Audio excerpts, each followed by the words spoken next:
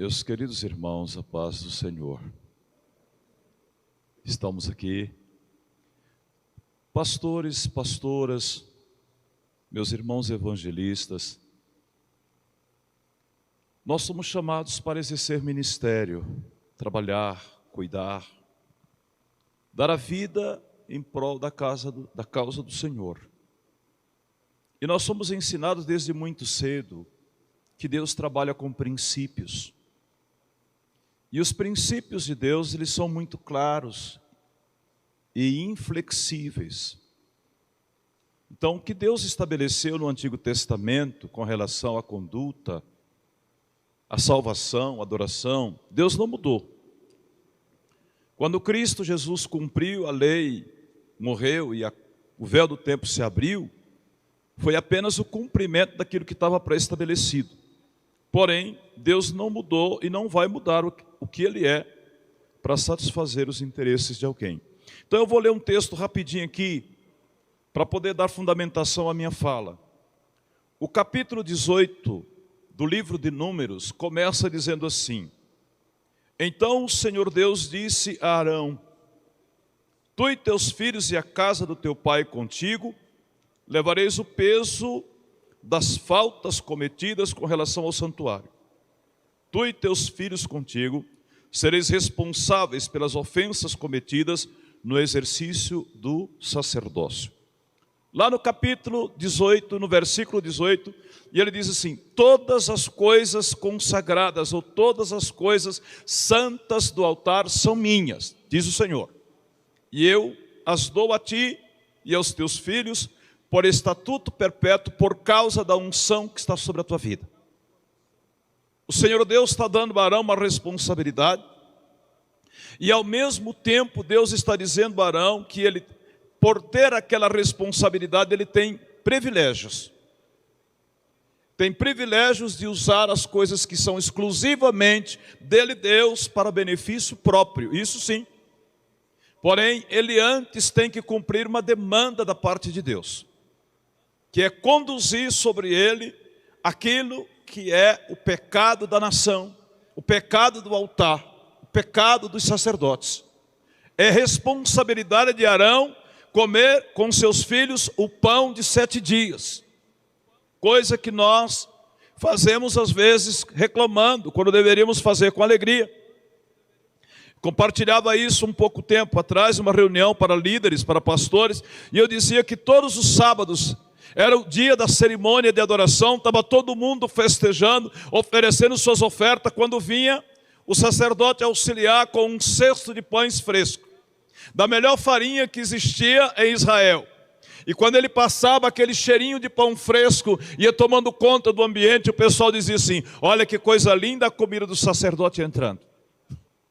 Mas lá no santuário, lá no lugar interno, os pães frescos eram trocados por pães velhos. E diz a palavra que eles comiam os pães velhos com ervas amargas, porque aquilo representava as culpas do povo. Então, enquanto o povo está vendo uma coisa, o ministro está vivendo outra. Enquanto o povo vê apenas o externo, o sacerdote está vivendo o peso do pecado. E foi para isso que Deus nos chamou, como disse ontem o pastor Milton Carvalho, carregar as culpas. Mas escute uma coisa, o sacerdote, quando saía na rua, o filho de Arão, o Arão, ele levava lá a mitra e levava escrito a placa de ouro dizendo: santidade ao Senhor, ou seja, intocável. Aquilo era regulamentado pela lei. Veio Jesus, o Espírito Santo, os dons, a manifestação do sobrenatural, das línguas, dos ministérios na igreja, e de repente nós vivemos a glória de Deus na vida da igreja. E Deus traz sobre a igreja pastores, ministros, evangelistas, profetas, apóstolos. Nós não vamos entrar no mérito. E confia a alguns a responsabilidade de presidir uma igreja. E quando nós presidimos um trabalho, uma igreja, nós fazemos o possível para que as pessoas nos ouçam, nos entendam e nos obedeçam. Nos honrem. Porque nós nos colocamos diante do Senhor e da congregação como homens que Deus colocou. E nós da Assembleia de Deus fazemos questão de levantar a nossa voz e dizer assim: quem me trouxe para cá foi Deus. Quem me colocou para dirigir esse trabalho foi Deus. Então aí não tem diretoria, aí não tem assembleia. Por quê? Porque foi Deus que nos colocou. A gente só não passa por cima porque tem temor. Mas tem gente que passa. Então, amados, nós ensinamos o povo a honrar. Mas como nós vamos viver a honra se nós não formos homens honrados? De honra. E eu tenho uma lição de vida, permita compartilhar isso, eu só tenho 10 minutos que o presidente me deu, eu tenho que seguir a pauta. Mas no meu tempo de início de ministério, eu sou pastor ordenado por esta CEADIF em 1992, graças a Deus nunca saí dela. Sou o número 257. Isso não me torna melhor de que nenhum dos irmãos que está ingressando hoje como evangelista. Isso não me torna melhor do que nenhum dos pastores que estão chegando hoje com o número 4.000 alguma coisa. Mas uma coisa eu posso dizer para os irmãos que eu carrego na minha pasta. É que até agora eu tenho tido a conduta de não desonrar os meus companheiros. Não é a questão de rebeldia nem obediência cega. É entender que nós fazemos parte de um colegiado de homens que tem por obrigação ser homens de honra. Quando Deus nos colocou na igreja de Palmas, pastor Giovanni na época, acho que depois ele veio para a tesouraria, quando o pessoal de Palmas chegava para a convenção, naquela época Pedro Braga era tesoureiro, ele já ia providenciando um cantinho para os irmãos de Palmas, um descontinho, e isso e aquilo outro. Por quê? Porque os irmãos de Palmas representavam a miséria, pobreza. E eu me senti muito ofendido com aquilo. Porque a igreja de Palmas também era corpo de Cristo. A igreja de Palmas também era comprada, lavada e remida pelo sangue do Senhor. A igreja de Palmas não era um grupo de excludentes que estavam querendo o favor de alguém. E nós começamos a dizer para os nossos pastores que nós íamos vir bem vestidos, nós íamos trazer o dinheiro da nossa inscrição, nós íamos trazer as nossas esposas para serem ministradas, e nós não íamos depender do favor da convenção, nem do favor dos irmãos. Graças a Deus, que com muita luta, hoje nós podemos vir e nos hospedar num hotel de alto nível, receber um pastor na nossa igreja com honra, porque o povo entendeu que não é recebendo favores, nós não estamos recebendo bolsa ministro, nós não estamos recebendo bolsa inscrição, nós estamos aqui para honrar quem nós somos diante de Deus e mostrar para esse país que fazemos parte de uma classe que acredita num Deus que não muda. Então, amados, quando eu missionário ainda, lá pelos anos 92, 93, eu desenvolvi amizade com um pastor. E naquela época ele pastoreava uma igreja boa, mas muito limitada. E ele foi me visitar um dia. E enquanto ele chegou lá, eu morava numa kitnet, só tinha um quartinho, um banheiro e a cozinha. Então nós tínhamos a nossa bebê e a nossa cama de casal, e nós dormíamos os três no mesmo quarto. Então ele foi me visitar e ainda levou um obreiro com ele. Então nós conversamos com a Isa e nós falamos assim: o senhor e a sua esposa vão dormir aí na nossa cama de casal. A Isa vai dormir com a bebê na cama da bebê. E ele disse assim: e você? Falei: eu e o teu obreiro, nós vamos dormir lá na cozinha, no chão. Pegamos um lindo edredom, ele num e eu no outro, porque ao contrário do pastor Ramalho, eu amo muito as mulheres, mas eu tenho uma boa convivência com os homens. Então fique lá, seu canto, viu? Eu gosto de ver Deus fazer, estou falando isso porque eu conversei com ele ali fora, viu, irmão? Então dorme aí. E por causa dessa minha atitude, preste bem atenção, por causa dessa minha atitude, aquele pastor hoje é pastor de mais de 2.000 igrejas. A igreja que ele pastoreia, na cidade de Rosário, tem mais de 10.000 membros.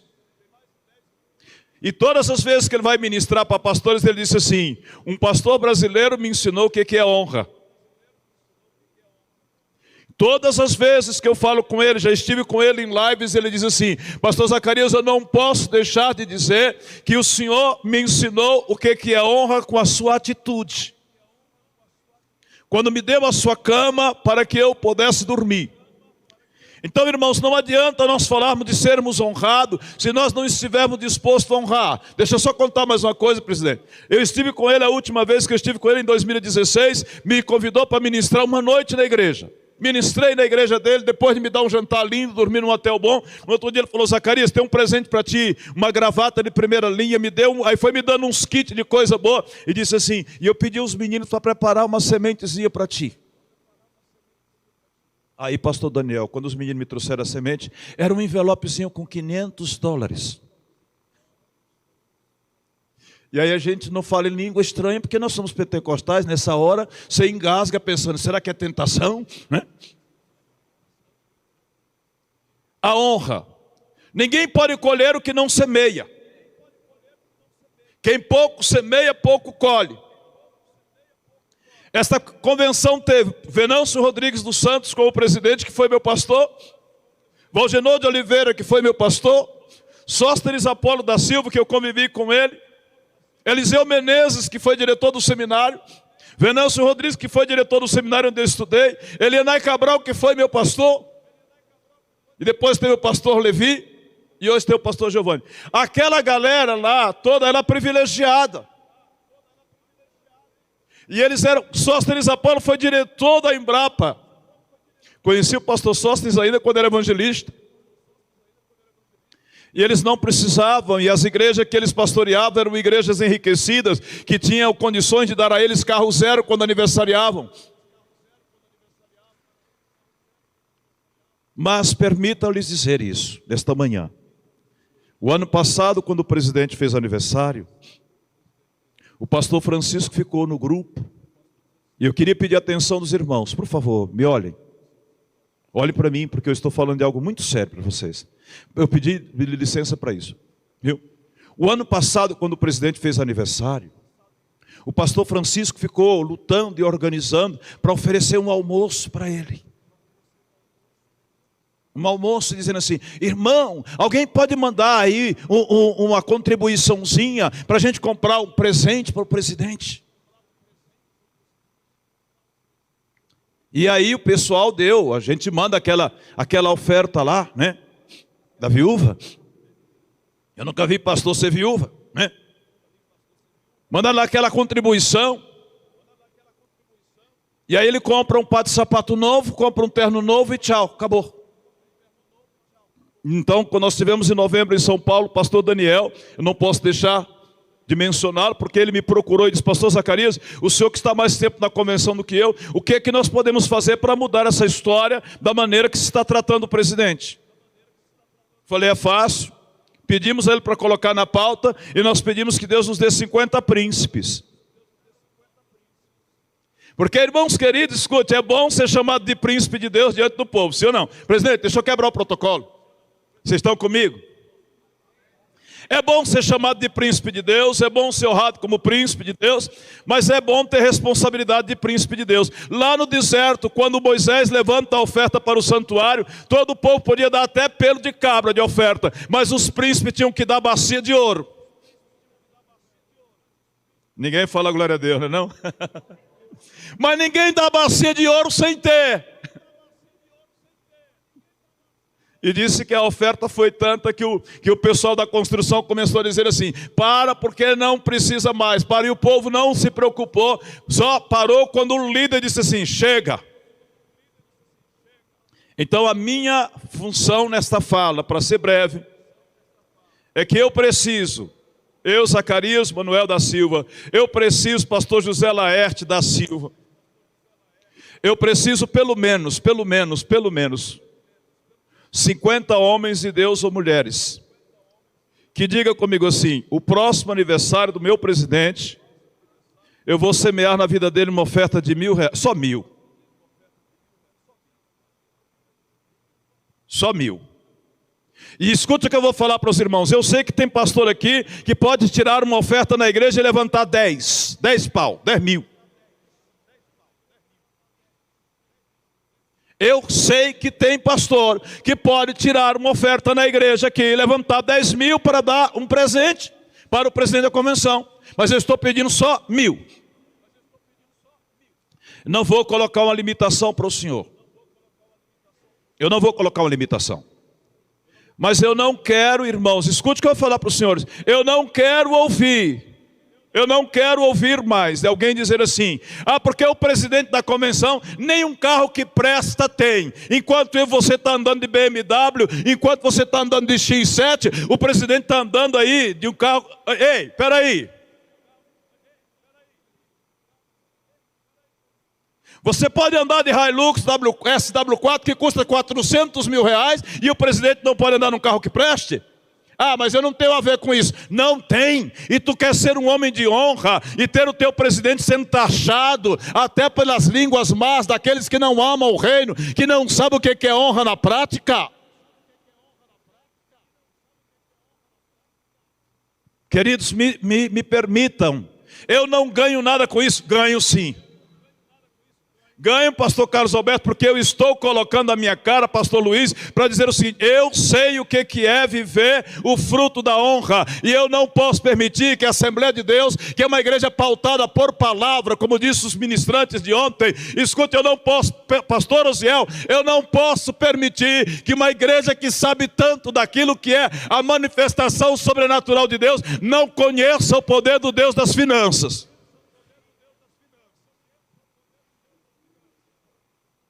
Porque Deus só opera na Assembleia de Deus para repreender demônio. Deus só opera para libertar aidético, possuído de doença maligna. Deus só opera para tirar o cara da miséria, mas nunca opera para que ele seja um homem próspero. Ei! Esta mensagem não é da palavra. Então eu preciso que os irmãos concordem comigo, que 12 de abril, mês que vem, ah, mas está muito perto. Está muito perto. Estava muito perto se o médico dissesse para você assim: em 180 dias você morre. Aí estava muito perto. Porque aí não daria tempo para arrumar mais nada. Amém ou não? Diga comigo, 50, diga. Os que me ouviram, só os homens que acreditam em Deus, diga 50, diga. Então vamos ficar de pé os 50? É porque se não tem prática, secretário, você que está me fazendo correr um grande perigo, né? Não foi assim que o amado falou? Ah, não, mas era a secretária, né? Anote. Queridos, 50, ah, pastor, eu não posso dar R$1.000 não. Por quê? Porque tu não quer? Porque poder, o dinheiro não é teu, a riqueza não é tua, minha é a prata, meu é o ouro, diz o Senhor dos Exércitos. Você não crê? Não, fica de pé aí, filho, fica de pé até o homem anotar seu nome aí. Eu não posso dar 1.000, mas eu posso dar 500, eu posso dar. Irmão, não é tu não, é a igreja. Vale parcelamento, pode parcelar até em 3, em 4, no cartão, né? No boleto só em 2. Senhor.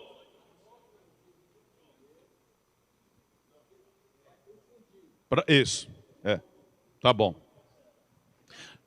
Mas eu vou pedir vocês para sentar. Pode sentar, porque eu estou vendo aqui que vai dar trabalho, então eu vou fechar minha fala, presidente, pedindo o seguinte: irmãos, escute isso. Pode sentar, pastor Francisco, obrigado. Escute o que eu estou falando para os irmãos. A nossa convenção precisa mudar. Eu vi isso do pastor Milton Carvalho ontem, que nós estamos pecando em algumas coisas. Uma delas é princípio de unidade. A Assembleia de Deus sempre foi uma igreja que trabalhou por unidade, princípios, obediência. Não é obediência cega, é obediência consciente. Ah, pastor, o senhor está falando isso porque o senhor está numa igreja que pode. Sim, estou. Não sou rico. Aliás, nunca fui pobre. Nunca fui pobre. Vivi em situações de pobreza, por circunstância. Mas quem é filho de um pai que é todo poderoso não pode ser considerado pobre. A não ser que a língua portuguesa esteja equivocada. Porque filho de um grande rei não pode ser plebeu, tem que ser príncipe. E disse que a todos quantos eles receberam, está na palavra, disse o ministrante, a todos quantos eles receberam, deu-lhes o poder de serem feitos filhos de Deus, a saber, os que creem no seu nome. Essa convenção vai mudar. Escute comigo, olhe para mim. Essa convenção vai mudar, porque Deus vai trabalhar com uma geração de ministros que querem andar em unidade, que querem ouvir que querem viver manifestação do Espírito, e quem não quiser viver, Deus vai preparar e vai levar e vai colocar um cara no lugar que quer viver. Ah, o senhor agora está querendo... Não, eu não estou amaldiçoando, eu estou profetizando. Ah, eu não tenho que sair dando voltinha, eu estou profetizando. Deus está mudando a história dessa convenção, porque ela sempre foi uma convenção ordeira, mas ela precisa entender que o Deus da igreja é maior que a igreja e o pastor da igreja. Amém? Deus abençoe, eu espero, porque eu quero ver o presidente no mês de maio de carro novo.